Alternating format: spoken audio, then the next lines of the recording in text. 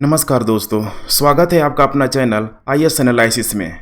भारतीय इतिहास के संदर्भ में अगर देखा जाए तो एक से एक बहुत बड़े स्तर पे युद्ध हुआ। बहुत सारे लोग मारे गए, काटे गए, खून की नदियां बह गई। लेकिन अभी तक जिस युद्ध का इतने बड़े स्तर पे प्रभाव होना चाहिए था, दूरगामी प्रभाव जो होना चाहिए था, वो यहाँ पे हमें देखने के लिए नहीं मिलता है। लेकिन प्लासी का युद्ध तो बड़े ही भारत के स्तर पे देखा जाए तो उतने बड़े स्तर पे लड़ा नहीं गया। लेकिन प्लासी का युद्ध भारतीय इतिहास का उन काले अध्यायों में से एक है जिसके वजह से भारत में अगले 200 सालों तक एक अनंत कालमयी रात्रि का पूरी तरीके से अंधकार होने लगा। अर्थात भारत धीरे धीरे अंग्रेजों का गुलाम बनते चला गया। और यकीन मानिए यही ये प्लासी का युद्ध है जिसके वजह से अंग्रेजों की महत्वाकांक्षी जो योजनाएं हैं, उनकी विचारधाराएं हैं, ठीक है, पूरी तरीके से समझ में आने लगी कि भाई हम लोग भी भारत में पूरी तरीके से शासन कर सकते हैं। क्योंकि यहाँ के शासकों की जो अक्षमता थी, कमजोरियाँ थी, सेना की कमजोरियाँ थी, उनकी ठीक है आपस में नहीं बनने की जो कमजोरियाँ थी, वो यहाँ पे धीरे धीरे सामने आने लगी थी। तो अब यही हम लोग देखेंगे प्लासी का युद्ध। आप देख पा रहे हैं कि अंग्रेजों का एक लोग अभी तक व्यापार कर रहा था, व्यापारी से शासक बनाने वाला युद्ध भी बोला जाता है। काफ़ी बड़े स्तर पे यकीन मानिए इसको हम लोग कवर करेंगे। और एक बार इसे अगर आप पढ़ लेते हैं तो यकीन मानिए आपको कहीं से कोई फैक्ट कॉन्सेप्ट ठीक है रटने की आपको ज़रूरत नहीं पड़ेगी। बिल्कुल सीधे आपके ठीक है दिलो दिमाग में पूरी तरीके से उतर जाएगा। तो चलिए हम लोग क्लास को शुरू करते हैं। नए लोग हैं तो चैनल को सब्सक्राइब जरूर कर लीजिए। वीडियो पसंद आ रहा है तो लाइक शेयर कमेंट करते रहे। पूरी की पूरी PDF इस टेलीग्राम चैनल पे अपलोड की जा रही है। अब यहाँ पे यही है प्लासी का युद्ध। अगर प्लासी के युद्ध की बात किया जाए तो ये बंगाल के क्षेत्रों में लड़ा गया है। और उस समय अगर बंगाल के क्षेत्रों की अगर बात किया जाए तो इसमें 3 क्षेत्र मौजूद था पूर्णतः। एक तो था पूरी तरीके से बंगाल, जिसमें आज वर्तमान में वेस्ट बंगाल आता है, बांग्लादेश आता है, कुछ भाग असम का भी आता है, और पूरा का पूरा जो बिहार का क्षेत्र है, उड़ीसा का जो क्षेत्र है, ये कभी वहीं इस बंगाल का हिस्सा हुआ करता था। ये इतना समृद्ध था कि इधर से देखिए गंगा नदी आके ठीक है निकल रही है, इधर आके पूरी तरीके से ठीक है इसका निकास हो रहा है। वैसे ही इधर से ब्रह्मपुत्र नदी इधर आके इस नदी का यहाँ पूरी तरीके से निकास हो रहा है। तो कहने का मतलब क्या है कि पूरा जो एरिया है ये डेल्टाई भाग था। और डेल्टाई भाग में कृषि का बहुत ही ज़बरदस्त तरीके से प्रोडक्शन होता है। कृषि के साथ साथ वहाँ पे ठीक है चावल हो गया, चावल, उसके अलावा जूट हो गया, कुछ खनिज संसाधन भी यहाँ पे मौजूद थे, कपड़ों के लिए अनुकूल स्थिति थी, सोरा वगैरह यहाँ पे भी ठीक है जो बारूद बनाने में जिसका प्रयोग किया जाता था, जूट का प्रयोग मतलब जूट का बड़े स्तर पे यहाँ पे प्रोडक्शन किया जाता था। तो कहने का मतलब है कि इसकी भौगोलिक स्थिति इतनी ज़बरदस्त थी कि यहाँ पे उस समय औद्योगिकरण के पहले अगर देखा जाए तो बंगाल का इन सारे ही दृष्टिकोण से एक अलग ही महत्व था। तो स्वाभाविक सी बात है कि बंगाल का रोल उस समय अगर देखा जाए इतिहास में तो काफ़ी ठीक है इसकी भौगोलिक अवस्थिति इसकी समृद्धि का पूरी तरीके से कारण बना हुआ था।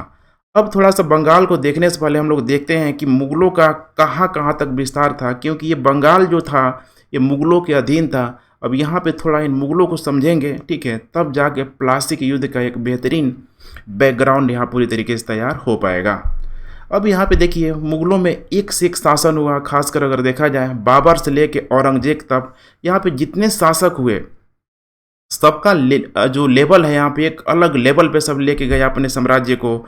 और औरंगजेब के समय तो सबसे बड़ा जो मुग़ल एम्पायर यहाँ पे तैयार हुआ। आप देख पा रहे हैं कितने बड़े क्षेत्रों में पूरी तरीके से इधर अफगानिस्तान से लेके नीचे आप देखेंगे तो दक्षिण भारत तक फैला हुआ है। और इधर अगर देखेंगे आप लोग तो पूरी तरीके से बांग्लादेश की तरफ पूरी तरीके से फैला हुआ है। तब इतने बड़े क्षेत्रों में औरंगजेब ने तो शानदार तरीके से शासन प्रशासन राजनीतिक गतिविधियों को चलाने का प्रयास किया। लेकिन एक पुनः टर्निंग पॉइंट आएगा इतिहास में, अर्थात 1707 में जब औरंगजेब की यहाँ पे मृत्यु हो जाएगी।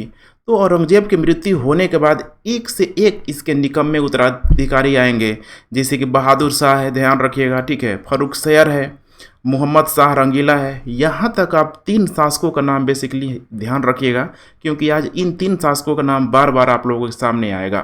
तो ये देखिए बहादुर शाह आएगा तो, लेकिन यह भी औरंगजेब जैसी सक्षम योजनाएं, सक्षम राजनीतिक गतिविधियों से, ठीक है, संचालित नहीं हो पाएगा। पूरी तरीके से जो व्यवस्थाएं थी, जो मुग़ल साम्राज्य का, मुग़ल प्रशासन की जो व्यवस्थाएं थी, धीरे धीरे चरमराने लगती है। और जो भी क्षेत्रीय जो शासक थे, धीरे धीरे यहाँ पे सामने आने लगेंगे। तो जब भी देखिए मुग़लों में जो बड़ा शासक था ऊपर, जब वो काफ़ी योग्य था, खासकर औरंगजेब तक, तो जो भी आसपास के जो शासकों को चाहे मनसबदार का पद दिया गया था, चाहे दीवान सूबेदार बनाया गया था, उनकी मजाल नहीं थी कि भाई वो मुग़ल साम्राज्य से अलग हो जाए। लेकिन अब यहीं अयोग्य शासक आ रहा है तो उसका साम्राज्य धीरे धीरे यहाँ पे टूटने लग रहा है। और यहाँ पे मोहम्मद शाह रंगीला तक तो आते ही आते माने इतना निकम्मा शासक हुआ कि अपने दरबार में इतिहासकारों के द्वारा बोला जाता है कि नंगा ही घूमता था। यहाँ पे, ठीक है, इसका गे वाला पेंती समझ रहे हैं ना, मतलब गे पंथी वाला इसका इतिहासकारों के द्वारा इसका मजाक भी उड़ाया जाता था कि बहुत सारी महिलाओं के साथ, पुरुषों के साथ ऐसे ही घूमते रहता था। तो यहाँ तक आते आते स्थिति और क्या हो गई, गड़बड़ हो गई। अब क्या हुआ है, थोड़ा सा आप यहाँ पे देखने का प्रयास कीजिए। तो 1750 में देखिए भारत की स्थिति बिल्कुल यहाँ पे अगर देखेंगे तो अभी औरंगजेब के समय देखा था कितने बड़े साम्राज्य में जो क्षेत्र फैला हुआ था, अब पूरी तरीके से सेपरेट होने लगा, टूटने लग गया। अर्थात दक्षिण भारत में देखेंगे तो कर्नाटक का क्षेत्र था, जो ऑलरेडी आप पिछले क्लासों में देख चुके हैं। उसी तरीके से इधर मैसूर का क्षेत्र था, यहाँ पे निजाम का क्षेत्र आ गया। मराठों का वर्चस्व काफ़ी बड़े रूप में यहाँ पे हो जाएगा। बंगाल का क्षेत्र यहाँ पे आ जाएगा, अवध का क्षेत्र आ जाएगा, दिल्ली बिल्कुल सेपरेट हो जाएगा, इधर पंजाब वाला क्षेत्र आ जाएगा, सिंध का क्षेत्र आ जाएगा। और इधर देखेंगे आप लोग तो ये दुर्रानी एम्पायर का एक बहुत बड़ा जो क्षेत्र यहाँ पे हो गया था उस समय। तो कुल मिला के हो क्या रहा है, इतना आखिर मुगल साम्राज्य बढ़ रहा है, तो इसके पीछे कारण क्या है, शासकों की अयोग्यता।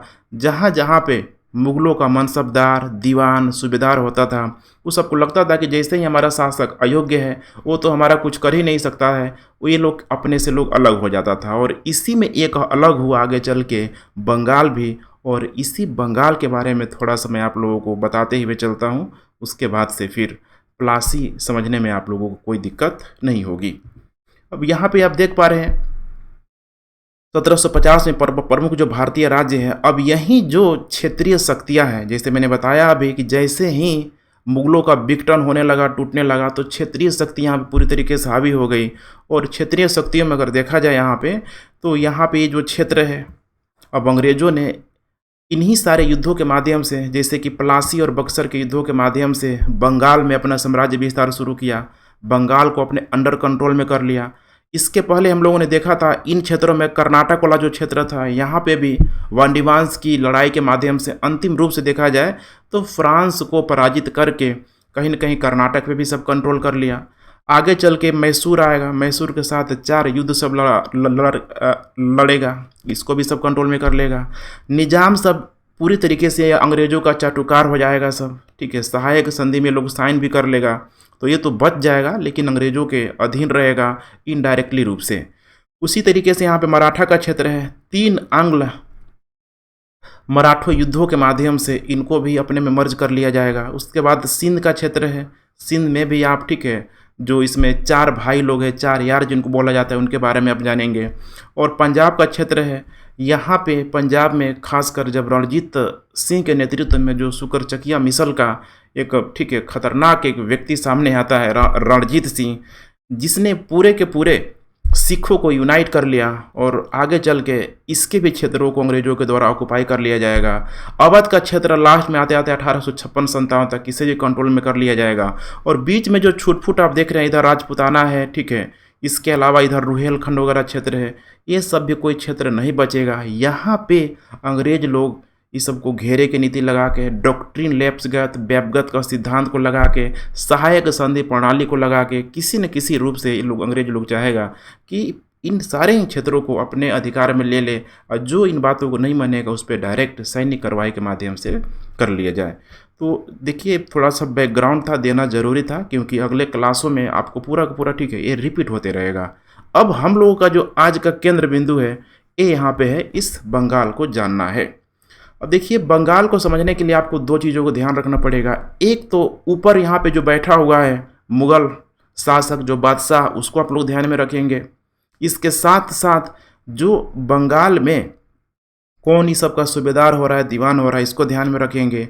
और दूसरा जो पहलू है उसको हमेशा आप लोग ध्यान रखेंगे, यूरोपीय कंपनियां यहाँ पे कौन कौन थी, क्योंकि यहाँ पे हम लोग बिल्कुल कंपैरेटिव स्टडी करते हुए चलेंगे। क्योंकि अंग्रेज सब अचानक बंगाल में तो नहीं आ गया, अचानक प्लासी की लड़ाई तो सब नहीं लड़ लिया गया। ऐसे ही आप जब सेपरेट आप पढ़ने लगते हैं तो चीज़ें आपको ठीक है समस्या देने लगती है। थोड़ा सा मेरे साथ आज चीज़ों को रिलेट करके पढ़िए, देखिएगा बिल्कुल ठीक है सारी की सारी यहाँ पे कॉन्सेप्ट क्लियर हो जाएगी। तो उस समय बंगाल का जो क्षेत्र था, देखिए 1757 तक देखा जाए तो इसमें बिहार, बंगाल, उड़ीसा था। बिहार को मिलाया गया था, उड़ीसा को मिलाया गया था, आगे चल के इसको मिलाया गया है, हम लोग देखेंगे। यूरोपीय कंपनियों की बात करें तो इस समय 3 यूरोपीय कंपनियां बिल्कुल अपना पैर ठीक है जमा चुकी थी, और वो 3 कंपनियों का नाम था ठीक है। एक तो ब्रिटिश कंपनी थी। अब ब्रिटिशों से पहले यहाँ पे डच लोग चंद्रनगर में आके सब रुका हुआ था। ब्रिटिश सब आ गया, सब हुगली कोलकाता के क्षेत्रों में, विलियम फोर्ट सब किला भी वहाँ पे बसाएगा। और चंद्रनगर के क्षेत्रों में देखा जाए तो यहाँ पे फ्रांसीसी कंपनी भी पूरी तरीके से मौजूद थी। तो यहाँ पे कोई बड़ा हिंसक झड़प तो इस टाइप का यहाँ पे नहीं होता है। यूरोपीय कंपनी अपना ठीक है शांत तरीके से अपना व्यापार कर रही है। और तो जब औरंगजेब था तो औरंगजेब के सामने तो अंग्रेज सब ठीक है नाक रगड़ते हुए सब आगे बढ़ेगा। इतना आसानी से अंग्रेजों का दाल गलने वाला औरंगजेब के समय नहीं था। अब यहीं से थोड़ा सा आप ठीक है मुगल बादशाह को ध्यान में रखेंगे, और उसके बाद से बंगाल के जो शासक है, खासकर जो दीवान था, सूबेदार था, उसको आप लोग यहाँ पे ध्यान में रखेंगे। अब यहाँ पे देखिए थोड़ा सा नेक्स्ट बंगाल का महत्व। देखिए बंगाल का महत्व मैंने शुरू में आप लोग बता दिया था कि यहाँ का जो देखिए मैदानी जो उपजाऊ क्षेत्र था इतना ज़बरदस्त, पूरी तरीके से नीचे आएंगे तो ढलानी वाला भाग है, यहाँ पे वर्षा की मात्रा अधिक है। गंगा नदी यहीं पे आके यहीं से क्रॉस होके जाके अरब सागर में बंगाल की खाड़ी में जाके मिलेगी। वैसे ही ब्रह्मपुत्र नदी भी आएगी। तो ये पूरा जो डेल्टाई एरिया है कृषि के लिए बहुत ही इंपॉर्टेंट था, आज भी है। खनिज संसाधन यहाँ पे पर्याप्त मात्रा में मौजूद थे। मालदा गैप वगैरह ठीक है आप लोगों ने नाम जरूर सुना होगा। उधर गारो खासी की पहाड़ियाँ, इधर छोटा नागपुर का क्षेत्र, बहुत बड़ा जो एरिया हुआ करता था। वस्त्र उत्पादन यहाँ पे ज़बरदस्त तरीके से किया जाता था। सोरा जो कि बम बनाने में माने बारूद बनाने में इसका प्रयोग किया जाता था। और ये बंगाल का इम्पोर्टेंस इतना अधिक हो गया था कि ब्रिटिश जाने वाली जो भी वस्तुएं होती थी, यहाँ से जो रॉ मटेरियल जो कच्चा माल अकेले 60% मतलब कह सकते हैं कि सिर्फ और सिर्फ बंगाल से ब्रिटेन में निर्यात किया जाता था। तो ऐसा थोड़े है कि सब अंग्रेज सब बुर्बक है, उस सब भी देख रहा है कि हमें किस क्षेत्र को टारगेट करना है। दूसरा है यहाँ पे नौ परिवहन और समुद्री कानून को लेके समुद्री व्यापार को लेकर कोई समस्या ही नहीं थी। नौ परिवहन आप हुगली नदी से सीधे आप आके डायरेक्ट जो बे ऑफ बंगाल है, बंगाल की खाड़ी से आप अपने आप को लिंक कर सकते हैं। तो जहाज लाने वाने में कोई समस्या नहीं थी। जैसे अरब सागर में आ गए, बंगाल की खाड़ी में आ गए तो फिर आप यहीं से ठीक है आप सीधे ठीक है किसी भी विश्व के किसी भी कोने में अपने जहाज को लेके जा सकते हैं। तो पूरी की पूरी ये ठीक है एक शानदार एक लिंकिंग दिखाई दे रहा है। समुद्री व्यापार को लेके, नौ परिवहन को लेके ऐसी कोई समस्या थी ही नहीं। क्षेत्रीय शासकों की चुनौती नहीं थी यहाँ पे, क्योंकि अभी हम लोगों ने देखा था कि जितने भी मुगलों के पतन के बाद 1707 के बाद से, औरंगजेब की मृत्यु के बाद से बहुत सारी क्षेत्रीय शक्तियों का यहाँ पे पूर्णतः उदय हो गया। अब क्षेत्रीय शासकों की भी चुनौती नहीं थी। जैसे यहाँ पे आप देख पा रहे हैं कि सब आपस में, खासकर ये मराठों को ध्यान रखिएगा, निजाम का क्षेत्र ध्यान रखिएगा, मैसूर का, ये तीनों ही मतलब इस शक्तियाँ जो थी उस समय ठीक है कोई किसी से कम नहीं था। इन तीनों की जो सीमा विवाद को लेके है हमेशा समस्या बनी रहती थी, आपस में लोग लड़ते झगड़ते रहता था। तो अंग्रेज उस समय तो सब व्यापार कर रहा था। इतनी बड़ी उस सब की ठीक है सैनिक वाली कुशल नेतृत्व वाली सेना भी नहीं थी कि सबसे डायरेक्ट इतनी विशाल सेना से सब पंगा ले ले। तो इसीलिए उस सबको लगा कि भाई हम लोग तो व्यापार करने आए हैं। तो अंग्रेज सब इधर निकल गया ठीक है। यहाँ तो कर्नाटक में सब था, इधर मद्रास के क्षेत्रों की तरफ, और उसके बाद से बंगाल के क्षेत्रों पे। तो यहाँ पे सब बंगाल में आ गया और आसानी से अपना सब धीरे धीरे बिल्कुल इन सारे क्षेत्रीय शक्तियों से दूर था। इसी वजह से अंग्रेजों ने ठीक है बंगाल पे बहुत अधिक ध्यान देना शुरू कर दिया। अब यहाँ पे देखिए थोड़ा मुगलों के प्रशासन के बारे में समझते हैं कि आखिर बंगाल में किस तरीके से मुगलों का फंक्शन कर रहा था। यहीं से चीज़ें एक दूसरे से कोरिलेट हो जाएगी। तो देखिए मुगलों का जो प्रशासन था बंगाल में अगर देखा जाए तो सबसे ऊपर क्या हुआ करता था, यहाँ पे दिल्ली में बादशाह हुआ करता था। अब यही बादशाह क्या करता था कि जितना भी एक एक क्षेत्र था सारे ही क्षेत्रों को बांट दिया गया था। जैसे कि अवध का क्षेत्र था, निजाम का क्षेत्र था, बंगाल का क्षेत्र क्षेत्र था, सिंध का क्षेत्र था, समझ रहे। तो इन सारे ही क्षेत्रों पे मुगलों के द्वारा क्या किया जाता था, तो अपने बेहतरीन प्रशासनिक गतिविधियों को बढ़ाने के लिए वहाँ पे दो पद का सृजन किया गया था, और वो दो पद होता था सूबेदार और दीवान। अब यही सूबेदार और दीवान जिन क्षेत्रों में यहाँ पे इनको रखा जाता था पूरा पूरा यहाँ पे प्रशासनिक राजनीतिक कंट्रोल करने के लिए, इन्हीं क्षेत्रों पे मनसबदार वगैरह का भी ठीक है नियुक्ति होती थी, लेकिन उनको एक छोटा सा क्षेत्र दिया जाता था, अर्थात सूबेदार और दीवान के कंपेरिजन में। अब यहाँ पे बादशाह ही क्या करता था, आप लोग ध्यान से देखते चलिए कि बादशाह ही सूबेदार और दीवान को नियुक्त करता था, सूबेदार और दीवान को नियुक्त करता था। और हम लोग अगर बात करें जाए यहाँ पे ठीक है औरंगजेब के समय अगर बात करें, औरंगजेब के समय लगभग 1700 ईस्वी की बात करें यहाँ पे, तो औरंगजेब ने बंगाल का जो सूबेदार बना के भेज दिया अजीमुस्तान को। यहाँ पे नाम आप लोग बहुत ध्यान रखिएगा, अजीमुस्तान को, जो औरंगजेब का पोता हुआ करता था, अजीमुस्तान को भेज दिया। और सूबेदार का मतलब समझ रहे हैं ना, फौजदारी कानूनों से संबंधित जो भी देख रेख होगा सब, माने समझिए कि एक तरीके से प्रशासनिक जो कंट्रोल है पूरी तरीके से इस ठीक है अजीमुस्तान के कंधों में थी। लेकिन इसके साथ समस्या की क्या थी कि देखिए ये ठीक है मुगल बादशाह का पोता है, ठीक है, मतलब इसकी परवरिश इतनी वहाँ से होके आ रहा है, बेचारा यहाँ पे कहाँ रह पाएगा बंगाल में, दिल्ली में सारी सुख सुविधाएं मौजूद है।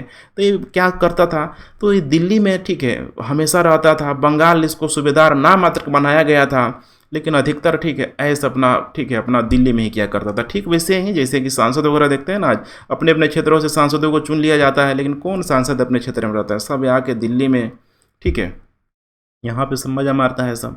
तो कुछ यही हाल था अजीमुस्तान का, सारा लोड इस पे पड़ा रहता था, ठीक है ध्यान रखिएगा, सारा जो लोड आ जाता था उसके बाद से दीवान पे आ जाता था। और उस समय 1700 ईस्वी में ही औरंगजेब ने मुर्शिद कुली खां को बंगाल का दीवान नियुक्त किया था। अब दीवान का मतलब कि राजस्व विभाग से संबंधित चीज़ें हैं, सारी की सारी राजस्व गतिविधियों को देखना सब इसी के ठीक है इसी के हाथों में हुआ करता था। साथ में अब अजीमुस्तान तो रहता था राज परिवार से संबंधित था दिल्ली में, तो लोड इसका फौजदारी वाला भी लोड मुर्शिद कुली खां के ठीक है कंधों में आ चुका था। बड़ा नाराज रहता था अजीमुस्तान कि भाई नाम मात्र का तुमको सूबेदार बनाया गया है, सारा तो काम मैं करता हूँ, समस्या यहाँ पे होगा ही होगा। लेकिन मुर्शिद कुली खां इसी को आपको आगे लेके जाना है कि आगे चल के देखिए यहाँ पे जब फर्रुखसियर आएगा, ध्यान रखिएगा ठीक है, फर्रुखसियर जब मुगल जब शासक बनेगा तो ये क्या करेगा कि मुर्शिद कुली खां को बोलेगा देखो अब तो कोई समस्या नहीं है, क्योंकि फर्रुखसियर और औरंगजेब को अगर आप लिंक करेंगे तो समस्या आएगी। औरंगजेब और फर्रुखसियर में दोनों का ठीक है बनता नहीं था यहाँ पे, तो स्वाभाविक सी बात है कि औरंगजेब ने अपने पोते अजीमुस्तान को नियुक्त किया है, तो फर्रुखसियर ठीक है उसको हटाएगा ही हटाएगा। और फर्रुखसियर ने यही किया, उसकी जगह देखिए मुर्शिद कुली खां को डायरेक्ट यहाँ पे क्या किया, तो बंगाल का सूबेदार बना दिया। अब तो समस्या ही नहीं थी, अब सूबेदार बनाया और बोला देखो अब बार बार झंझट नहीं है हमारे सामने, ठीक है तुम्हारा जो सूबेदारी का जो पद है पूरी तरीके से वंशानुगत कर दिया जाता है, अर्थात इन बंगाल के क्षेत्रों में अब मुगल बादशाह कोई भी सूबेदार नियुक्त नहीं करेगा, अब तुम्हारी ही जो वंशानुगत प्रणाली है मोनार्ची सिस्टम है बंगाल में यहाँ पे चलने लगेगी। अब यहीं पे आप देख पा रहे हैं, थोड़ा सा आपको समझना पड़ेगा कि बंगाल में अब अंग्रेज़ों को थोड़े हम लोग बात कर लें, तो बंगाल में अगर देखा जाए उस समय तो औरंगजेब के समय उसका जो सूबेदार हुआ करता था अजीमुस्तान, ऑलरेडी देखिए यहाँ पे अंग्रेज़ों को 1698 में ही कलकत्ता, गोविंदपुर और सुतनाटी जैसे तीन जो बड़ा क्षेत्र था महज 12,000 सालाना वार्षिक में मिल चुका था, और इन्हीं तीनों क्षेत्रों को सभी कलकत्ता बना लिया था, और वहीं पे एक फोर्ट विलियम सब किला भी बनाया हुआ था। और फर्रुखसियर आ जाते तो हद कर दिया अंग्रेज़ों को पूरी तरीके से मैग्ना कार्टा ये दे दिया। जब इसका तबीयत खराब हुआ, फोड़ा बोलते हैं ना, फोड़ा हो गया, उसकी सर्जरी वगैरह हुआ, तो अंग्रेज़ों से खुश हो गया, चूँकि इसको ठीक किया अंग्रेज़ों ने, ठीक किया।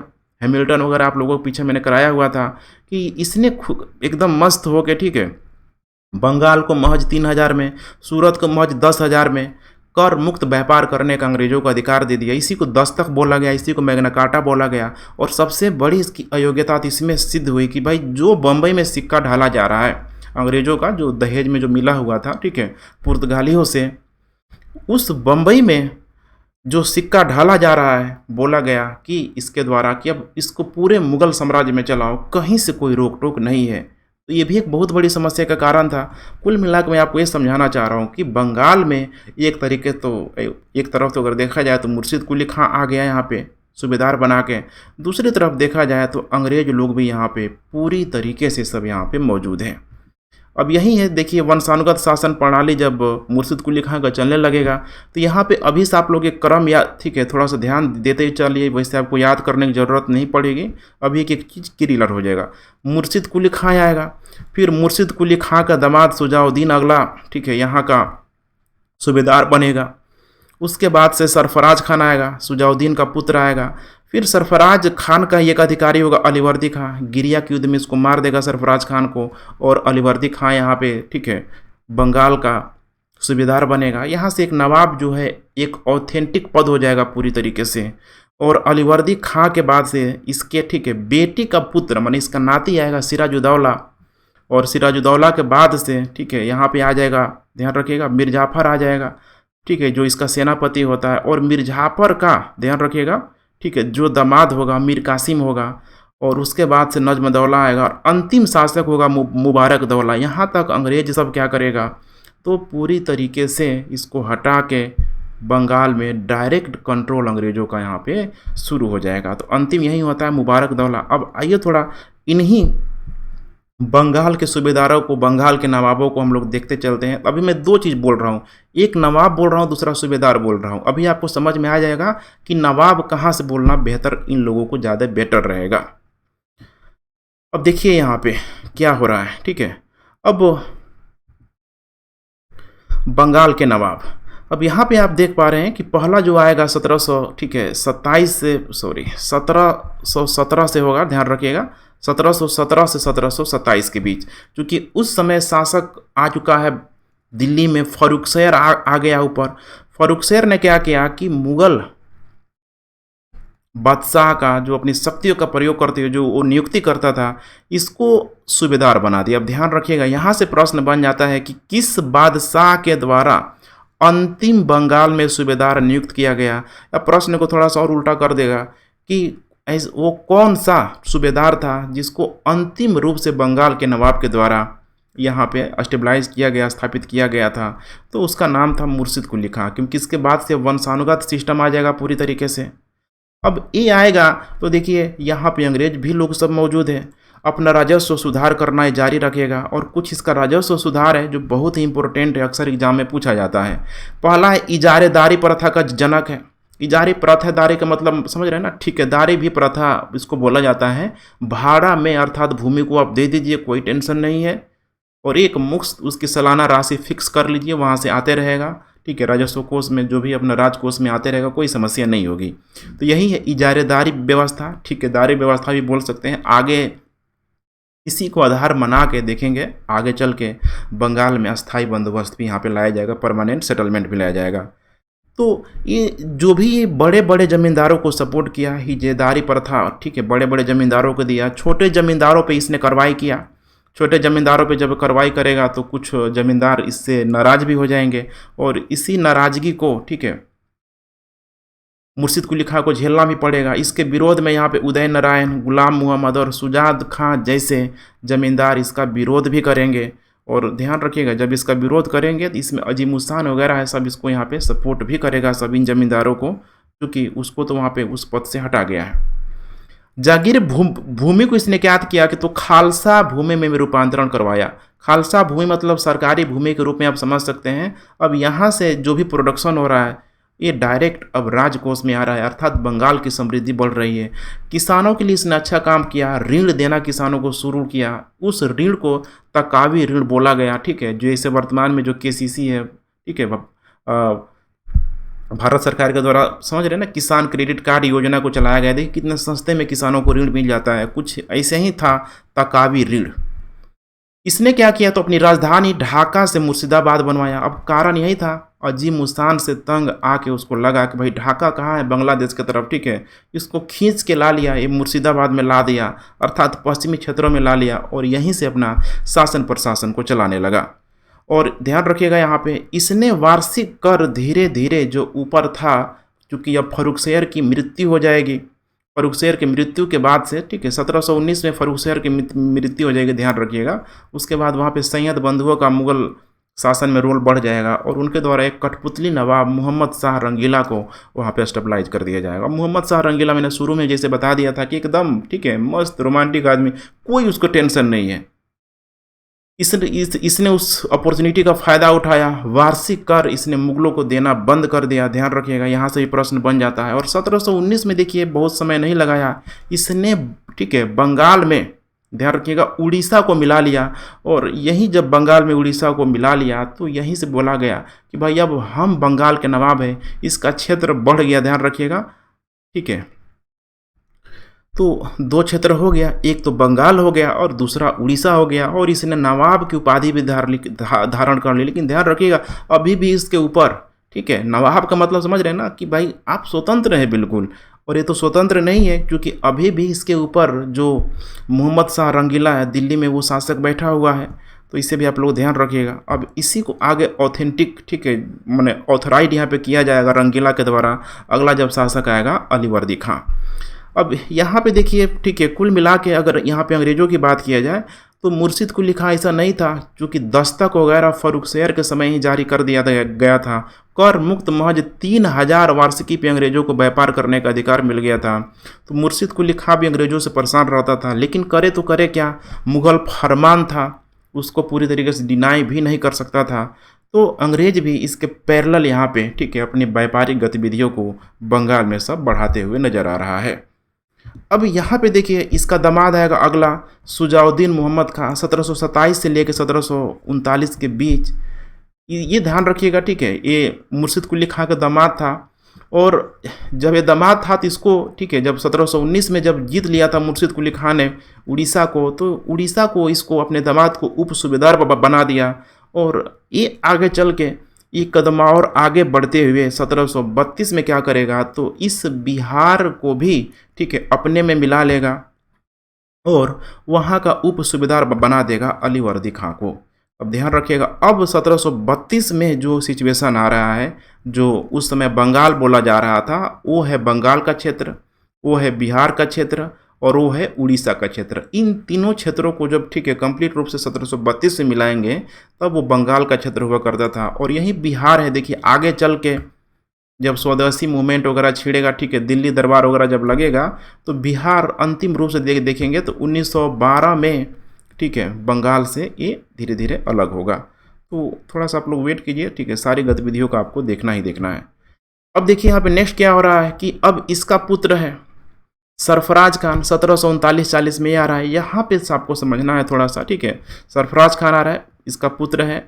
इसने आते ही अपनी एक उपाधि धारण किया, हैदर जंग की उपाधि धारण किया। नाम देखिए कितना उपाधि मतलब धरने में कोई मतलब कम नहीं है। जैसे एंशिएंट एरा में देखा था कि, ठीक है, राजा महाराजा, ठीक है, परम महाभट्टारक, महाराजा धीराज, बड़ी बड़ी जो सब उपाधियाँ धारण करता था, यहाँ भी सब कम नहीं है। मुस्लिम शासक भी कुछ कुछ ऐसी उपाधियाँ सब धारण कर रहा है। और ये एक बहुत अयोग्य और कमज़ोर शासक था। क्यों, कैसे, थोड़ा आप समझेंगे तो देखिए, जो अलीवर्दी खां था, अभी मैंने आप लोग बताया हुआ था कि अलीवर्दी खां को, ठीक है, जो सूबेदार नियुक्त किया गया था, ठीक है, मैंने उप सूबेदार जो नियुक्त किया गया था, इसने क्या किया तो गिरिया के युद्ध में अपने ही शासक को, देखिए, यहाँ पे पराजित कर दिया। यहाँ पे आप देख पा रहे हैं ना, अलीवर्दी खां को यहाँ पे बिहार का उप सूबेदार नियुक्त किया गया।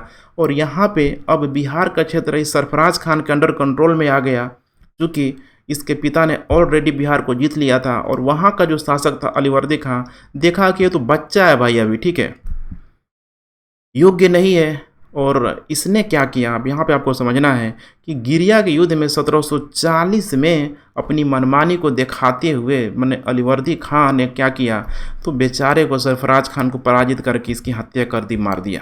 अब सोचिए, ऊपर बैठा हुआ है, भले कर नहीं दे रहे मुगल बादशाह को, लेकिन ये गतिविधियाँ अगर हो रही है तो मुगल बादशाह अगर मूक दर्शक, ठीक है, बन के यहाँ पे देख रहा है, बैठ के देख रहा है, तो कहीं ना कहीं मुगल बादशाह की अयोग्यता है कि नहीं। अगर पिछला अगर शासक होता सब अकबर टाइप का, ठीक है, अकबर ने आप लोग पता ही होगा कि जो धाई माँ का जो पुत्र था उसको, ठीक है, छत से फेंकवा फेंकवा के मार दिया। क्योंकि अकबर शासन प्रशासन के मामलों में किसी भी प्रकार का हस्तक्षेप करने के लिए, ठीक है, मैंने हस्तक्षेप सहने के लिए तैयार नहीं था। और देखिए अब उसके जगह आ गया है मोहम्मद शाह रंगीला, दिल्ली में बैठा हुआ है, उसको कोई टेंशन नहीं, वो तो अपनी दुनिया में मस्त है। तो अयोग्य बादशाह शासक है यहाँ पे, जिसके वजह से अलीवर्दी खां की यहाँ पे मनमाना बढ़ रहा है। अब यहाँ पे थोड़ा सा आप देखते चलिए अंग्रेज़ों की क्या सिचुएशन है।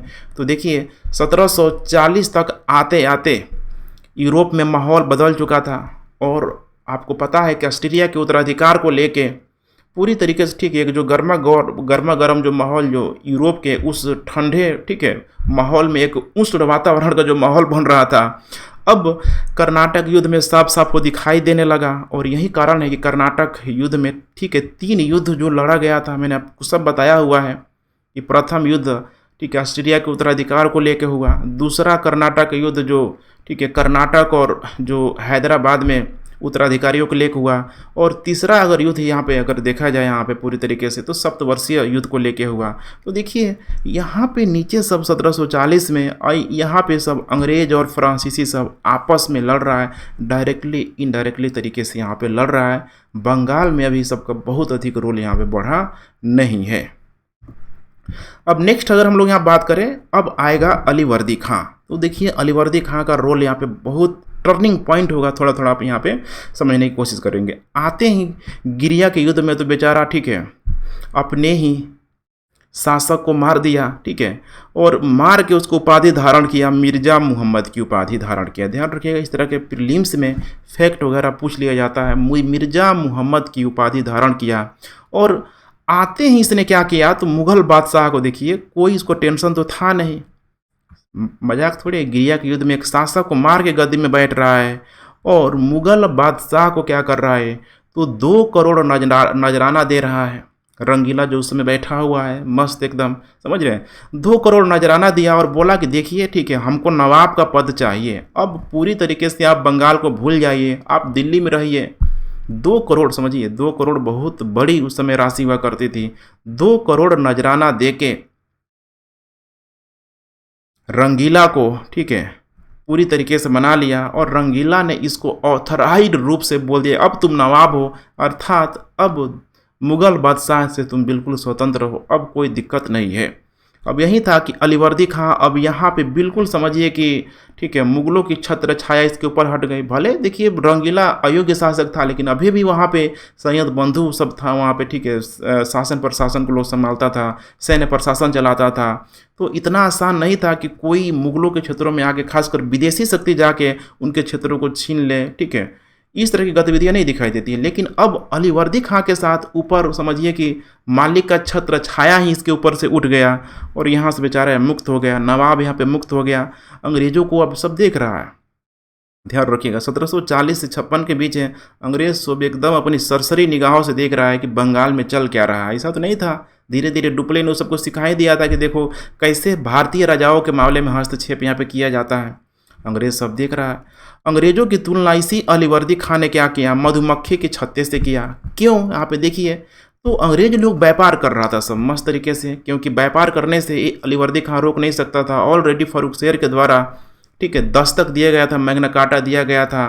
तो यहाँ पे जो व्यापार हो रहा था, आपको समझना है यहाँ पे कि 2 लोग यहाँ पे मौजूद था, फ्रांसीसी था, अंग्रेज सब था, ठीक है, तीसरा आप डचों को भी लेकर चल सकते हैं, डचों को भी।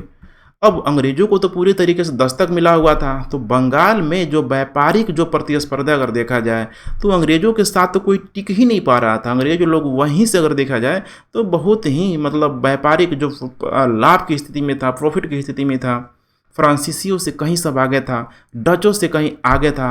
लेकिन इसने एक काम बहुत शानदार किया अलीवर्दी खां ने कि अंग्रेजों को किला बनाने, ध्यान रखिएगा, किला, ठीक है, दोबारा बनाने की इसने अनुमति नहीं दिया। क्योंकि देखेंगे आप तो, ठीक है, 1698 ठीक है, 1700 के आसपास एक विलियम फोर्ट, ध्यान रखिएगा, विलियम फोर्ट किला कलकत्ता को घेरने के लिए बना दिया गया था। सेना रखने का इसने अलाउ नहीं किया, ये इसने कुछ अच्छा काम किया।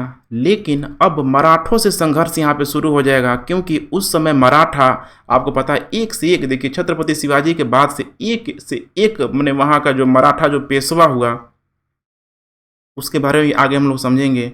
जैसे कि आप लोगों ने मूवी देखा होगा बाजीराव मस्तानी, तो बाजीराव प्रथम इतना वो योग्य शासक हुआ कि दिल्ली पे शासन करने वाला, दिल्ली पे अटैक करने वाला वो पहला शासक होता है। आप लोगों ने बाजीराव मूवी जरूर देखा होगा कि बोला, ठीक है, आते ही वो तीर कमान मारेगा, ठीक है, उसकी जड़ पे मारेगा, और मुगल, ठीक है, बादशाह को अर्थात दिल्ली को एक, ठीक है, खोखला वृक्ष, जर्जर वृक्ष बताएगा कि अगर इसको गिराना है तो इसके, ठीक है, जड़ पे प्रहार करो, पूरा पूरा मुगल, ठीक है, सल्तनत, मुगल बादशाह अपने आप यहाँ पे गिर जाएगा।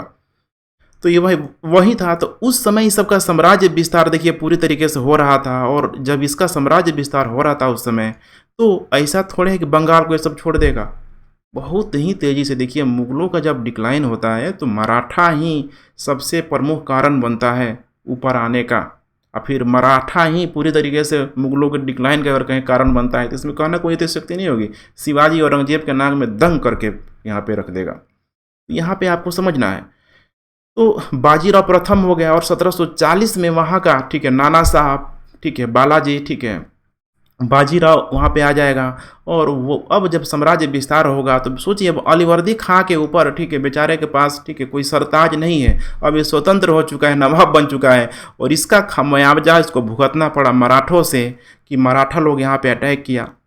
एक तरफ तो अंग्रेज है सब, देखिए एक व्यक्ति दो दुश्मन, एक तरफ तो अंग्रेज है सब एकदम अपना, ठीक है, पूरी तरीके से चोंच फैलाए हुआ है सब, दूसरे तरीके से मराठा सब अटैक कर रहा है। अब इसको मराठों से, ठीक है, कंपेरिजन संधि करना पड़ा। और मराठा लोग तो भाई एक चीज़ के लिए सब करता था, ठीक है, चौथ के लिए, भाई हमको कहीं न कहीं हमारा अपना राजस्व बढ़ाना है। तो ये 12 लाख, ध्यान रखिएगा, ठीक है, 12 लाख चौथ कर पे मराठा लोग मान गया कि भाई कोई दिक्कत नहीं है, अगर अंग्रेज तुम पे, ठीक है, समस्या डालेंगे तो तुम्हारी से मैंने रक्षा हम लोग करेंगे। और इसने क्या किया, तो उड़ीसा को इसने क्या किया, मराठों को सौंपने का क्या किया, वादा कर लिया। तो मैप में, ठीक है, मैं आगे आप लोगों को दिखाऊंगा आने वाले दिन, ठीक है, वो ये होता रहेगा, चलता रहेगा, मैप से आप लोग सब क्लियर हो जाएगा। 1756 में बेचारे की मृत्यु हो गई। अब 1756 में जब इसकी मृत्यु हो गई, इसका कोई पुत्र था ही नहीं। अब जब कोई पुत्र था ही नहीं यहाँ पे, तो समस्या तो यहाँ पे होगी ही होगी। 3 पुत्री थी बेचारे की। अब यही है, पहली जो इसकी पुत्री थी, बड़ी पुत्री जिसको बोला जाता है, ठीक है, घसीटी बेगम थी, ध्यान रखिएगा। इसका विवाह हुआ था, चूँकि, ठीक है, नवाब की बेटी है, तो इसका विवाह हुआ था ढाका के नवाब से, इसका विवाह हुआ था। बहुत ही महत्वाकांक्षी मतलब औरत थी ये। दूसरा है, ठीक है, इसकी बेटी जो है उसका, ठीक है, नाम वगैरह सबका जानना इंपॉर्टेंट नहीं है, ठीक है, घसीटी बेगम का ही सबसे नाम इंपॉर्टेंट है। पूर्णिया के नवाब से हुआ था। देखिए सारी अपनी बेटियों का विवाह, ठीक है, नवाबों से किया है, ठीक है। इसका पुत्र था शौकतगंज, यहाँ पे ध्यान रखिएगा, शौकतगंज। अब यहाँ पे जो इसकी सबसे छोटी पुत्री थी, ध्यान रखिएगा, सबसे छोटी पुत्री, इसका विवाह हुआ था पटना में, और अधिकतर ये, ठीक है, अगर देखा जाए तो मुर्शिदाबाद के क्षेत्रों में ही रहती थी। इसी का पुत्र हुआ सिराजुद्दौला। अब देखिए सिराजुद्दौला और अली, ठीक है, वर्दी खां में अगर नाता जोड़ा जाए तो उसका क्या हुआ है, पूरी तरीके से पोता हो गया। सिराजुद्दौला का नाना हो गया अली वर्दी खां। अब कोई दिक्कत, ठीक है, इतना तो नहीं होना चाहिए, ठीक है, बच्चा था, प्यारा था, ठीक है। इसीलिए जब लास्ट में मरते मरते मरते इसने क्या किया, अली वर्दी खां ने, कि सिराजुद्दौला को अपना उत्तराधिकारी घोषित कर दिया। अब यही है घसीटी बेगम, देखिए यहाँ पे, ठीक है, घसीटी बेगम फायर हो गए कि भाई पिता ने हमको कोई अधिकार ही नहीं दिया। मतलब ऐसा इतिहासकार बताते हैं कि एकदम रजिया सुल्तान बनना चाह रही थी। दिल्ली सल्तनत आप लोगों ने पढ़ा होगा कि रजिया सुल्तान को, ठीक है, एक पहली ऐसी मुस्लिम महिला थी जिसको, ठीक है, एक महिला होते हुए दिल्ली सल्तनत का, ठीक है, शासक बनाया गया था। इसको भी लग रहा था कि घसीटी बेगम को कि भाई, ठीक है, पति तो मेरा ढाका का नवाब है ही, अगर हमको भी यहाँ पे मुर्शिदाबाद का नवाब बना दिया जाए, बंगाल का नवाब बना दिया जाए तो भाई कितना अच्छा होगा। लेकिन देखिए पिता ने, तो इसके पिता ने सिराजुद्दौला को बना दिया। दूसरी तरफ यह था शौकतगंज, देखिए ये तो कजन हुआ, इसका जोड़ी है, भाई हुआ शौकतगंज भी, ठीक है, इसको भी ज़्यादा कुछ मिला नहीं, उस समय ये भी हो चुका था। तो अब यहाँ पे समझना है कि सिराजुद्दौला की गद्दी में बैठते ही दो लोग यहाँ पे इसके पूरी तरीके से फन लगा के, ठीक है, मैंने फन फैला के सब डसने के लिए तैयार हैं। एक तो इसकी मौसी है घसीटी बेगम। देखिए मौसी का रोल समझ रहे हैं ना, मैंने भारतीय सभ्यता में अगर देखा जाए यहाँ पे, ठीक है, खासकर अगर हम लोग बुद्धिज़्म की बात कर ले, बुद्ध की बात कर ले, देखिए मौसी का रोल कितना इम्पोर्टेंट हो जाता है। मैंने साक्षात माता का ही मतलब दूसरी रूप है। बुद्ध को तो ऑलरेडी आपको पता है कि बुद्ध की माता की, ठीक है, मृत्यु हो गई महज 6-7 दिनों के अंदर। फिर उसकी मौसी ने, गौतमी जो प्रजापति थी, पाल पोस के कितना उसको बुद्ध को बड़ा की, इस लायक बुद्ध को योग्य बुलाया। लेकिन यहाँ पे देखिए ये तो अपने ही, ठीक है, बेटा पे पूरी तरीके से फायर रह रही है। यहाँ पे थोड़ा सा आप लोगों को समझना है। तो यहाँ पे आप देख पा रहे हैं कि अब आएगा अलीवर्दी खां के बाद आएगा सिराजुद्दौला आएगा। 1756 से 57 के बीच ये रहेगा, महज साल, ठीक है, भर भी ये पूरी तरीके से रह नहीं पाएगा। लेकिन यही था, नया नया 22-23 साल का एक शासक आ रहा है, सिराजुद्दौला यहाँ पे आ रहा है। तो सोचिए ऑलरेडी उसके दो, ठीक है, दुश्मन पीछे से फन सब फैलाया हुआ है। आते ही जो इसका कजन भाई था शौकतगंज, इसको चैलेंज दे दिया और आते ही इसने मनिहारी का युद्ध लड़ा और अपने भाई को शौकतगंज को पराजित कर दिया। अपना कुशल नेतृत्व का, माने एक कुशल सैनिक गतिविधियों का पूरी तरीके से, ठीक है, यहाँ पे परिचय दे दिया। लेकिन अब यही वो समय है, ध्यान रखिएगा, यहाँ पे थोड़ा सा आपको ध्यान देना पड़ेगा कि थोड़ा सा देखा जाए अगर इन क्षेत्रों में, तो देखिए अब मामला बहुत बिगड़ गया है। क्योंकि यूरोप की गतिविधियों की वजह से यूरोप में, ठीक है, जो सप्तवर्षीय युद्ध चल पड़ा, मैंने बताया था पिछले क्लास में आप लोगों को कि यूरोप में लगभग उसमें डायरेक्ट इनडायरेक्ट से, ठीक है, बहुत सारी कंट्री उस सप्तवर्षीय युद्ध में शामिल थी। लेकिन उसका जो संबंध अगर देखा जाए भारत के संदर्भ में, तो यहाँ आपको समझना है कि इस सप्तवर्षीय युद्ध से जो 2 देशों के रिश्ते खराब हुए हैं, उसमें एक ब्रिटिश था, दूसरा फ्रांसीसी था सब। अब वहाँ का इफेक्ट इस भारत में पड़ रहा है इस सप्तवर्षीय युद्ध के माध्यम से। इसका मतलब कि दोनों एक दूसरे को सब देखना नहीं चाहता है, सब फ्रांसीसी और अंग्रेज सब। तो समस्या तो होगी ही होगी यहाँ पे। अब समझिए, अब चूंकि बंगाल की हम लोग बात कर रहे हैं, तो बंगाल में क्या हुआ यहाँ पे समझने की कोशिश कीजिए कि ब्रिटिश लोग मौजूद था सब, कलकत्ता में हुगली के क्षेत्रों पे सब मौजूद था, कासिम बाजार पे सब मौजूद था। फ्रांसीसी सब देखिए यहाँ पे चंद्रनगर पे मौजूद था। ये सब दोनों क्या करने लगा, तो अपना किलाबंदी करने लगा अपने अपने क्षेत्रों की, कि भाई हम लोग किलाबंदी कर ले रहे हैं। डर था ना, एक दूसरे से डर था कि कोई कंपनी किसी दूसरे कंपनी पे अटैक ना कर दे, जिससे काफ़ी उसको नुकसान हो सकता था। अंग्रेज सब तो एक लेवल और आगे बढ़ गया। ये लोग कलकत्ता में जहाँ पे फोर्ट विलियम जहाँ पे किला बना हुआ था, वहाँ पे इस अपना तोप बंदूक सब ऊपर लगाने लगा।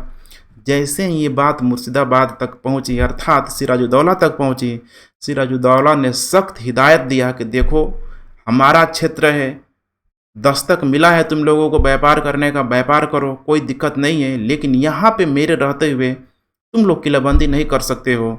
और इस फरमान को जारी किया। फ्रांसीसी सब, ठीक है, इस बात को मान लिया और चंद्रनगर पे फ्रांसीसियों ने किलाबंदी करना बंद कर दिया। लेकिन अंग्रेज सब तो बड़ा थुथुर था सब, वो लोग तो मानता नहीं, समझ रहे हैं इस बात को। अपना किलाबंदी वो सब पूरी तरीके से जारी रखा। तो एक तो ऐसे ही परेशान था, सिराजुद्दौला आया, भाई मनिहारी का युद्ध लड़ रहा है, सप्तवर्षीय युद्ध में ये सारी सिचुएशन आ गया। और कुल मिला के समझ रहे हैं ना, 22-23 साल का शासक है, डिसीजन लेने में उसको कोई दिक्कत नहीं है, ठीक है, हिसाब अपना समझ रहे हैं ना, मतलब जो बूढ़ा भागा होता है राजस्व को लेके, वो भी अच्छे से कर रहा है। तो देख रहा है कि भाई अंग्रेज सब मात्र 3000 की राशि में बंगाल में कर मुक्त व्यापार कर रहा है। और तो और उसका बड़ा सा अंग्रेज सब मिसयूज करता था। फारुखशहर का जो फरमान था, ध्यान रखिएगा, दस्तक का, उसका दुरुपयोग होता था। अंग्रेज सब खुदे क्या करता था कि जो भी बड़ा बड़ा अधिकारी होता था बंगाल में, उस दस्तक का प्रयोग अपने, समझिए, अपने पर्सनल व्यापार के लिए वो सब करता था। समस्या तो होगी। कुछ दोस्त भी बना लिया था बंगाल में, उसको भी सब, ठीक है, दस्तक का जो, ठीक है, लेटर हुआ करता था, उस सबको भी कर वगैरह में लगभग 50% की छूट सब दिलवा देता था। तो इससे समस्या होगा। सिराजुद्दौला को राजकोष में जितनी समृद्धि बढ़नी चाहिए वो तो समृद्धि कभी बढ़ ही नहीं सकती है। अब सिराजुद्दौला भी यहाँ पे फायर था। अब उसको यहाँ पे मौका मिल गया कि भाई फ्रांसीसियों ने तो चंद्रनगर पे किलाबंदी को रोक दिया, अंग्रेज सब थुथुरे सब मान नहीं रहा है। और इसी से क्रुद्ध होकर देखिए यहाँ पे अब वो दिन आ गया, 15 जून 1756 को, ये डेट याद रखिएगा, 15 जून 1756 को सिराजुद्दौला के द्वारा कोलकाता पे और कासिम बाजार पे आक्रमण कर लिया गया। ध्यान रखिएगा, कोलकाता और कासिम बाजार पे आक्रमण कर लिया गया। अंग्रेजों में अफरा तफरी के माहौल मच गई। कासिम बाजार पे तो कंट्रोल ही कर लिया।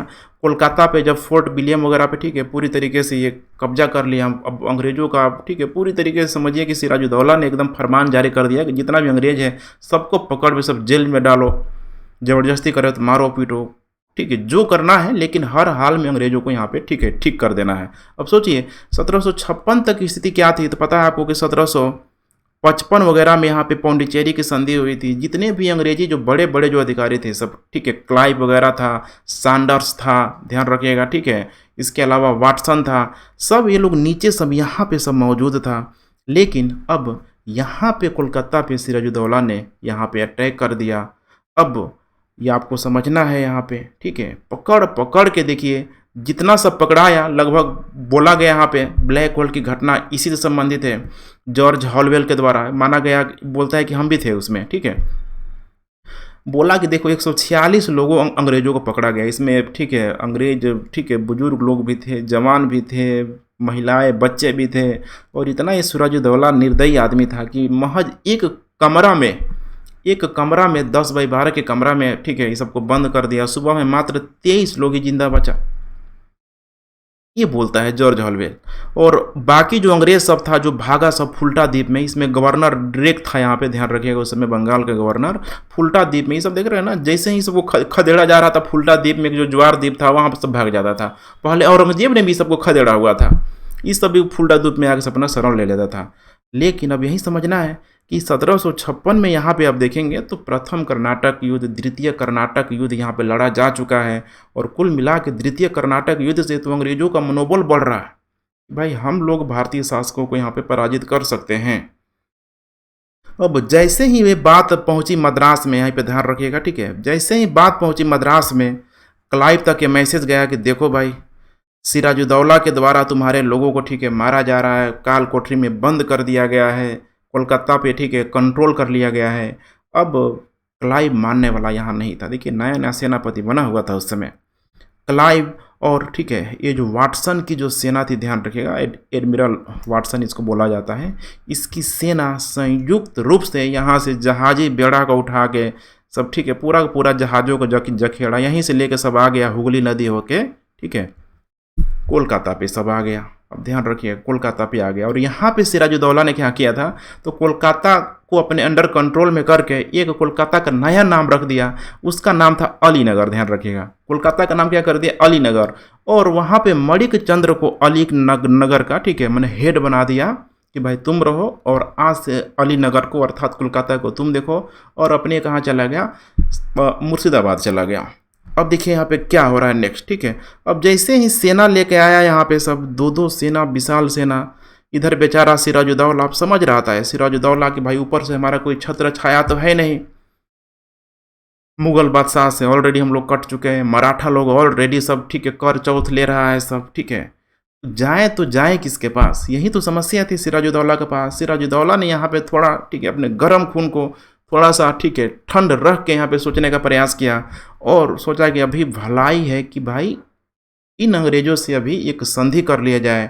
और उसी कोलकाता पे एक संधि होती है जिस संधि का नाम है अलीनगर की संधि।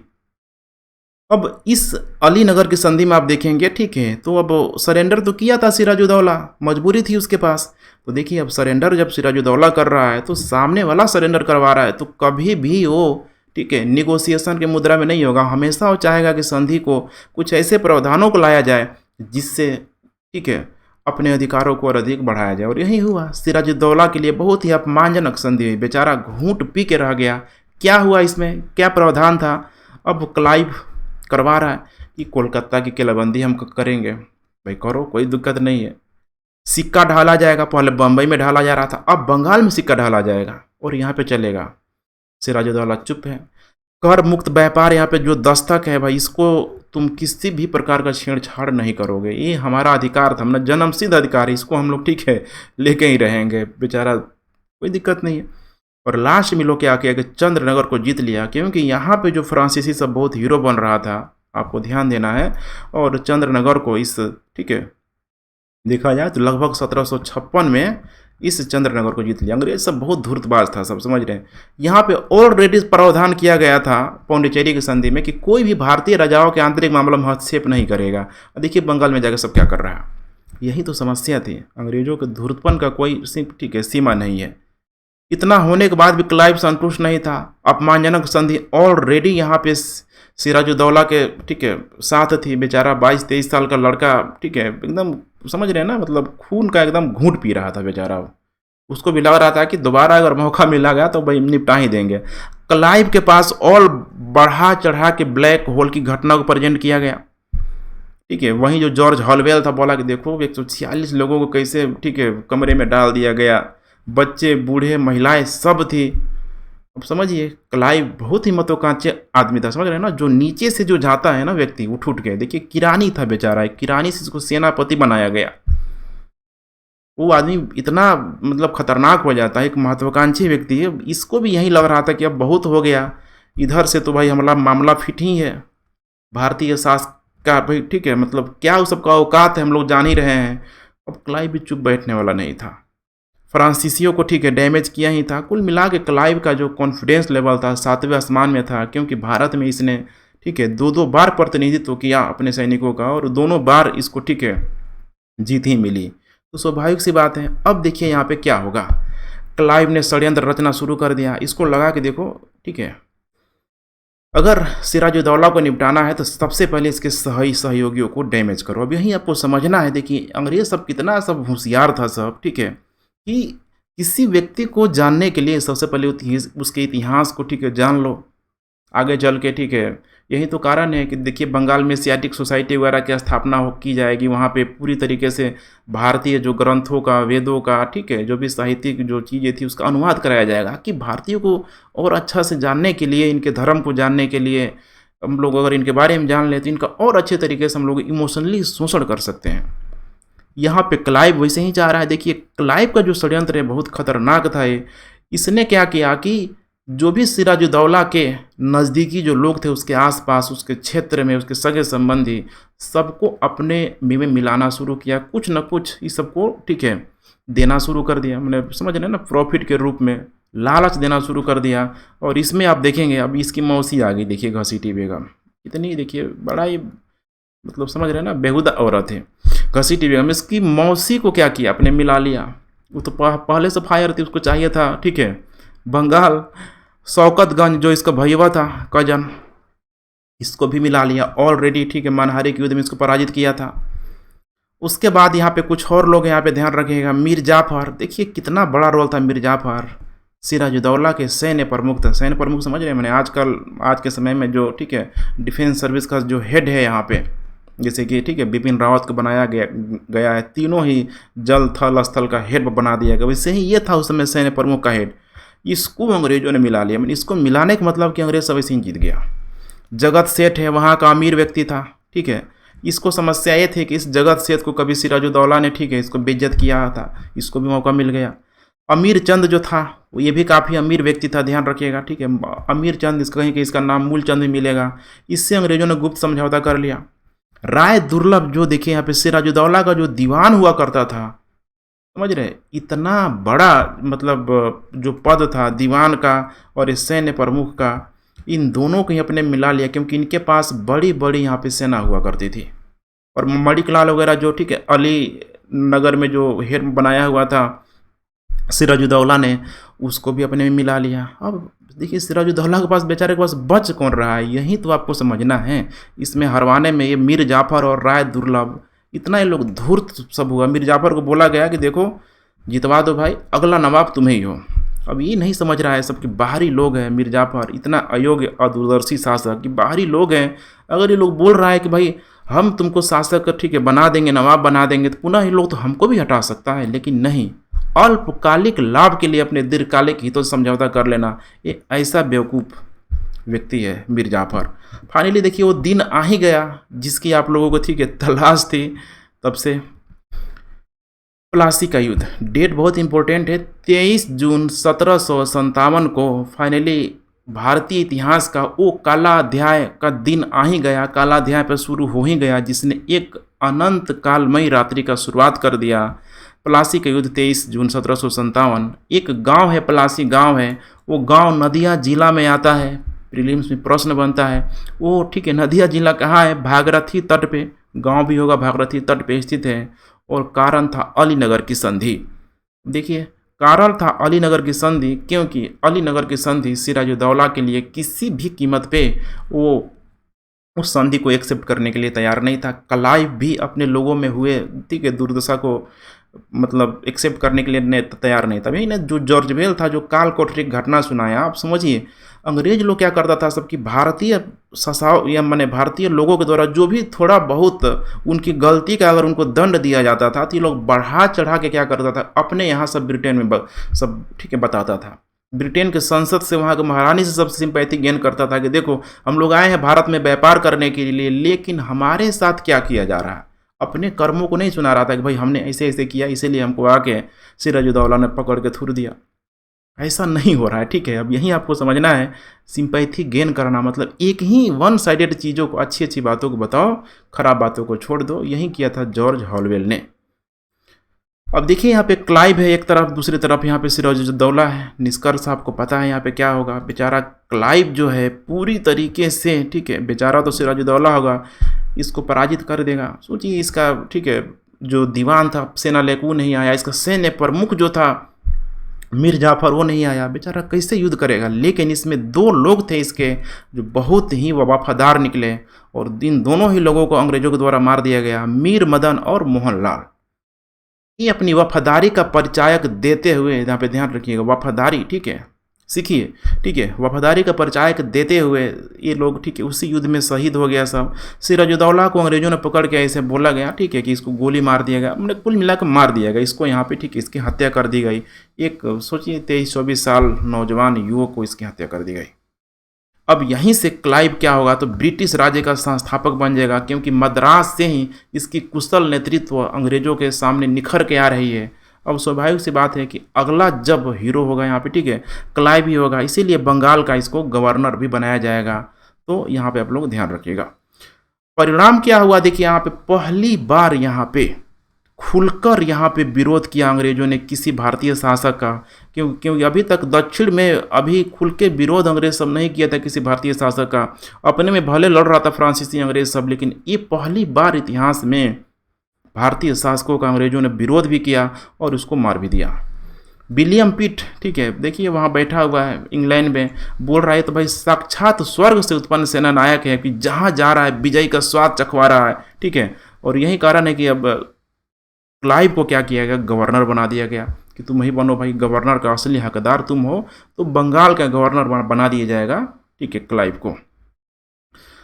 ये सैन्य जीत तो था ही नहीं, क्योंकि अंग्रेजों ने अगर डायरेक्ट अगर यहाँ पे, ठीक है, बाहुबल का अगर लड़ाई लड़ा होता बिना, ठीक है, किसी षड्यंत्र, बिना कूटनीतिक चाल का, तब तो हम मानते हैं। देखिए अंग्रेजों ने धोखे से भारत को क्या किया, जीत लिया।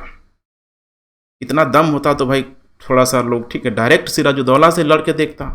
देखिए सेना बड़ी, ठीक है, बहुत बड़ी हुआ करती थी उस समय, भले उतना अत्याधुनिक नहीं थी अंग्रेजों इतना, लेकिन एक विशाल जनसंख्या भी सामने वाला, ठीक है, अगर थोड़ा बहुत आधुनिक है लेकिन एक बड़ी फौज है तो फिर देखिए उसका कॉन्फिडेंस लेवल हमेशा हाई रहेगा। और यही था सैन्य, ठीक है, जीत तो थी नहीं अंग्रेजों का, षड्यंत्र और कूटनीतिक विजय थी। अंग्रेजों ने अपने पूरी तरीके से धूर्तता का परिचय दिया। अगला बार यहाँ पे मीर जाफर को 28 जून, ये डेट पूछा जा चुका है, ध्यान रखिएगा, 28 जून को, 28 जून 1757 को अब आ गया वो निकम्मा, ठीक है, क्लाइव का गीदड़ मीर जाफर आ गया यहाँ पे, ठीक है। इसको कठपुतली नवाब अंग्रेजों ने वादे के मुताबिक इसको बना दिया सब। अब जब मीर जाफर बना, देखिए कितना मैंने खुशी का ठिकाना नहीं था। देखिए एक व्यक्ति इतना, ठीक है, सक्षम शासक सिराजुद्दौला को मार दिया गया, उसका सेनापति, समझ रहे हैं, मैंने उस राजगद्दी पे बैठ रहा है, अंग्रेजों का पूरी तरीके से चाटुकार हो गया, क्योंकि अंग्रेजों की जो मंशा थी कि एक कठपुतली नवाब को बैठाया जाए, अंग्रेज अब सब बिल्कुल इसमें कामयाब हो गया। अंग्रेजों ने तो इसको सोने की बोरी कहा कि मीर जाफर एक ऐसा सोने की बोरी है जिस पे, ठीक है, एकदम हाथ लगाओ निकालो तो सोना ही सोना है। लेकिन सोचिए सोने की बोरी है तो कभी खाली भी होगी। और यही हुआ यहाँ पे, अंग्रेज़ों ने बंगाल की लूट प्रारंभ करना शुरू कर दी। बहुत सारा, ठीक है, इसको युद्ध व्यय, युद्ध खर्चा, पुरस्कार, ठीक है, सब इस मिर्ज़ापुर से वसूला। कुल मिला के अब यहीं से धीरे धीरे बंगाल में प्लासी युद्ध के माध्यम से राजनीतिक जो कंट्रोल है अंग्रेज़ों के हाथ में यहाँ पे आना शुरू हो जाएगा। और 24 परगना क्षेत्र का दीवानी दे दिया। ध्यान रखिए कितना बड़ा ये, ठीक है, वर्तमान में 24 परगना क्षेत्र जिला है। 24 परगना क्षेत्र की जो दीवानी थी इस मिर्ज़ाफर ने अंग्रेज़ों को दे दिया, क्लाइव को दे दिया। और यहीं पे आपको समझना है कि एक रेजिडेंट भी रखा गया, ठीक है, अंग्रेज़ों के द्वारा, क्योंकि अंग्रेज़ लोग जिस क्षेत्र को जीत लेता था लगता था कि भाई अब ये इसको छोड़ना ठीक नहीं है, तो कुछ सेना टुकड़ी, ठीक है, उसके दरबार में रख देता था।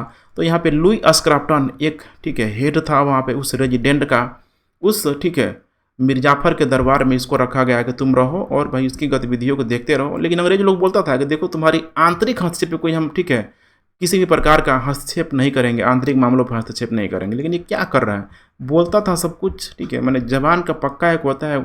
अंग्रेज़ों में ये चीज़ देखने के लिए नहीं मिलेगा। उपहार स्वरूप अंग्रेज़ों को 3 लाख रुपया भी मिला। कुल मिला के अब देखिए यहाँ पे आप यह देखने का प्रयास कीजिए कि प्लासी में क्या क्या सब अंग्रेज़ों ने प्लासी विजय के माध्यम से पूरी तरीके से, ठीक है, यहाँ पे कंट्रोल कर लिया। अब इधर आएगा जो लाली आएगा 1758 में आता है, उसको पता ही नहीं होता है। पिछले क्लास में बताया था कि भाई प्लासी के युद्ध के माध्यम से अंग्रेज़ों ने, क्लाइव ने खासकर बंगाल को जीत लिया है। और 1758 में फिर शुरू हो जाएगा इधर वांडीवांस की लड़ाई, ठीक है, जो सप्तवर्षीय युद्ध का जो कारण बना। और इस अंतिम वांडीवांस, ठीक है, युद्ध के माध्यम से यहाँ पे अंग्रेज सब फ्रांसीसियों को भी हमेशा के लिए भारत में, ठीक है, वो सबको, ठीक है, पंगु बना देगा, बोलेगा सेना नहीं रख सकते हो, सिर्फ तुम व्यापार करोगे। तो फिर अब फ्रांसीसियों का हस्तक्षेप, ठीक है, पूरे तरीके से बढ़ गया। डुप्ले की जो ख्वाहिश थी बिल्कुल अधूरा हो गया। अंतिम रूप से देखेंगे अब यही है बेदरा का जो युद्ध है, ठीक है, इस बेदरा के युद्ध में क्या होगा, तो मिर्ज़ाफर चूंकि अब तंग आ जाएगा, ठीक है, अंग्रेजों के डिमांड से, अब वो चला जाएगा डचों का सहयोग लेने के लिए। और अंग्रेज़ों को मौका मिल जाएगा कि भाई अब हमारी डिमांड तो मिर्ज़ाफर पूरा नहीं कर पा रहा है, जा रहा है भाई हमारे, ठीक है, दुश्मनों से, डचों से सहयोग लेने के लिए जा रहा है, क्योंकि डचों ने अंग्रेज़ों का, ठीक है, नाम वो यहाँ पे डुबा दिया था। तो अब अंग्रेज़ों के पास पर्याप्त कारण था डचों को ख़त्म करने का, मिर्ज़ाफर को ख़त्म करने का। और डचों को अंतिम रूप से इस बेदरा युद्ध में पराजित कर दिया। और मिर्ज़ाफर पे ये इंजाम लगाया गया कि तुमने डचों के, ठीक है, मदद ली है, सहायता ली है। बोला गया था कि तुमको भाई विदेशी सहायता नहीं लेना है। मिर्ज़ाफर को हटा के उसके दामाद मीर कासिम को अब बंगाल का नवाब बनाया जाएगा। और यही जो परिवर्तन है, बोला जाता है कि बंगाल की क्रांति हो गई। तो इतना भी मैं रहने देता हूँ। अब इन सारे पोर्शन को अगले क्लास में हम लोग जो बक्सर का युद्ध पढ़ेंगे और द्वैध शासन पढ़ेंगे, तो उसमें आप लोगों को बखूबी समझ में आएगा। तो चलिए फ्रेंड्स, उम्मीद करता हूँ कि आप लोगों को लेक्चर पसंद आ रहा होगा। अगर किसी भी प्रकार का फीडबैक देना है, नीचे आप कमेंट कर सकते हैं। And thanks for watching. Lecture share करते रहें एंड गॉड ब्लेस यू।